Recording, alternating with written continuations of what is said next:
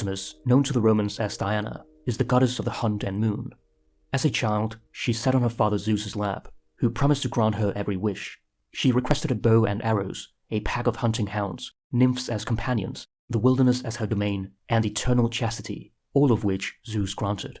Since then, Artemis has roamed the wilderness with her nymphs, minor deities of mountains, woods, and streams, whom she leads as a protective big sister. Armed with a silver bow and unerring aim, she is the skilled archer of the wild. As the goddess of wildlife, Artemis is associated with many undomesticated animals that symbolize her qualities. She is the firstborn twin sister of Apollo, god of the sun. Their mother, Leto, was a nature deity, the daughter of two titans, the pre-Olympian gods. Their father was Zeus, chief god of Olympus. As soon as she was born, Artemis helped her mother through the difficult labor of Apollo, earning her role as goddess of childbirth. Women addressed her as Helper in pain, whom no pain touches. It is also noteworthy that Artemis repeatedly came to her mother's aid. No other goddess is known for this. As the goddess of the moon, Artemis was at home in the night, roaming her wilderness domain by moonlight or torchlight. Her male counterpart, Apollo, represented the city, while she symbolized the wilderness. He was associated with the sun, and she with the moon. He tended domesticated flocks, while she connected with wild, untamed animals. In mythology, Artemis swiftly protected those who sought her help, and punished those who offended her. When the hunter Actaeon stumbled upon her bathing, she transformed him into a stag in anger, and he was torn apart by his own hounds. This shows her mercilessness. She attempts to judge actions in black and white, viewing them as either wholly good or wholly bad, along with the individuals behind them. Artemis also inadvertently killed her beloved Orion, provoked by her brother Apollo, who challenged her to hit a distant target without revealing it was Orion. This tragedy highlights how the one man she loved fell victim to her competitive nature. Psychologically, Artemis is the archetype of the independent, achievement-oriented feminine spirit. This archetype is present in women who are capable of focusing intensely on whatever is important to her and to be undistracted from her course. An Artemis type is not averse to competition. If anything, it heightens the excitement of the chase.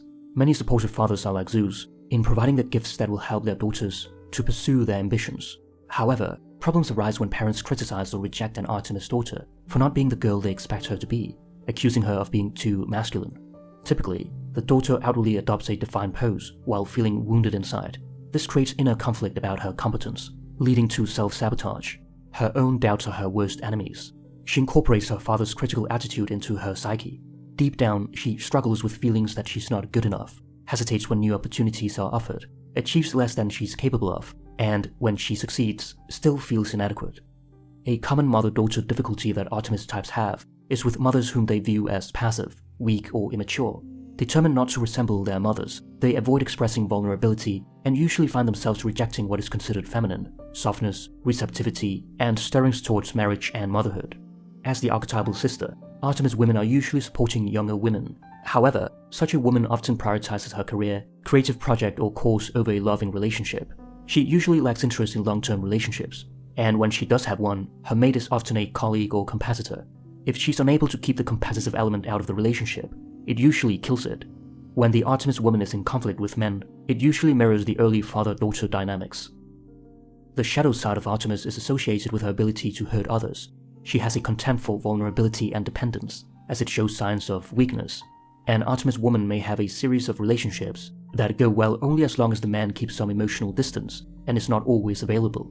One moment she may be present, and the next she disappears. As a consequence of her inattentiveness, people who care about her feel insignificant and excluded, and become hurt or angry at her. The coldness and heartlessness of the moon goddess may appeal to some men partly because of her indifference and impersonal eroticism. The goddess Artemis has a destructive aspect symbolized by the Caledonian bull, a monstrous creature with eyes that glow with blood and fire, driving flocks into chaos. Her rage, only surpassed by the goddess Hera, is typically directed at men, while Hera's is aimed at other women.